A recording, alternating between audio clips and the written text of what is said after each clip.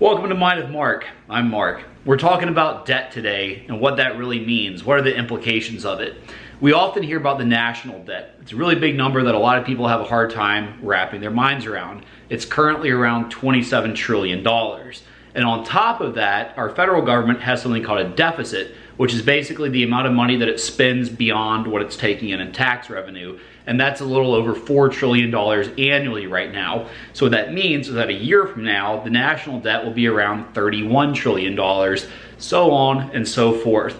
And these are the numbers when people who talk about debt, they usually bring them up. But a number that does not get talked about as much is the unfunded liabilities that the US federal government has. When I was thinking about making this video, it was at 154 trillion. It's currently in excess of $155 trillion and continuing to grow.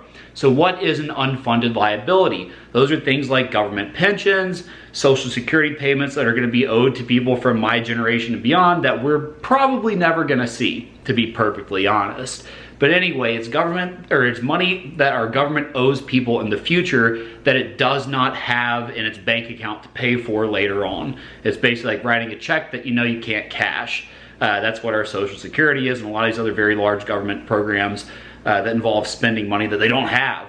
So what does that mean? A lot of people say, oh, well, what we need to do is raise taxes, right? Make sure that we're making the rich pay their fair share. So one of the things that Biden has in his tax plans is a hike for people over 400K. He's going to get rid of a lot of Trump's tax cuts, which will also, for people making below 400K, raise their taxes as well. So is that actually going to eat into the deficit spending? Maybe a little bit, but it's still going to be a deficit and more debt is going to keep piling up. And the thing only gets worse. So I can't quote you off the top of the head what the current interest rate is, but there is interest to be paid on that debt. Imagine that you're putting more and more and more money on your credit card.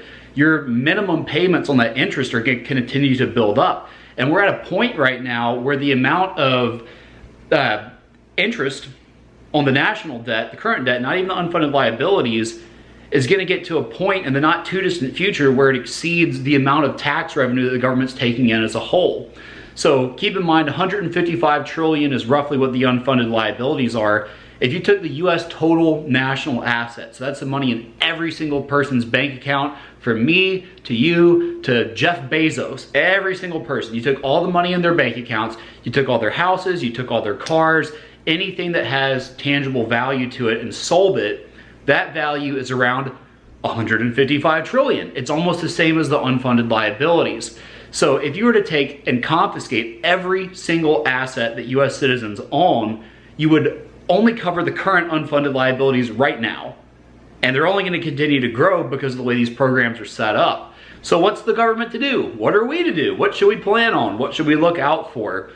One of the ways that we're going to see, excuse me, the government try to handle this is through inflation. So you're going to try to inflate away the problem of the debt.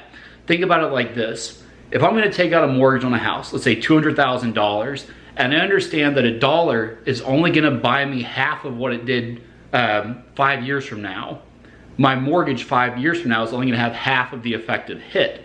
So this is very advantageous for people who are in the know and people who can take on large amounts of debt.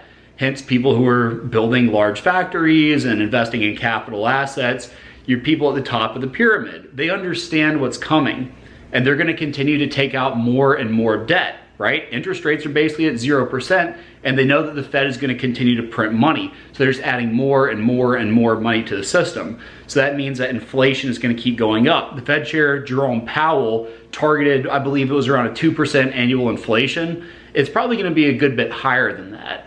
So this is something to keep in mind. Inflation is something that the government wants because that's going to keep things running the way that they're running.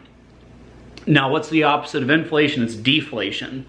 Deflation is even scarier, and it would mean that our entire system would collapse. So that's why they're going to do everything they can to keep inflation going up. In deflation, a dollar is technically going to have more purchasing power, which seems unlikely given the fact that as a country we're producing less with a depressed economy. Now think about it like this. If you have debt and a dollar purchases more, the more debt that you have, the harder it's going to be to pay off, right? So let's say that you have $20,000 in student loan debt and deflation is happening. So your $20,000 is going to start to effectively it's going to be hard to pay off. Because let's say that a sandwich from Subway, instead of being a $5 foot long, is a $1 foot long. $1 buys you that sandwich, but instead of having, again, $20,000 in $5 foot long world, you're dealing with $20,000 of debt in $1 foot long world. So it's going to take you 5 times the effort to continue to pay down that debt. So think about every single person that has a mortgage. Think about what you're paying in rent if it's a fixed rent term.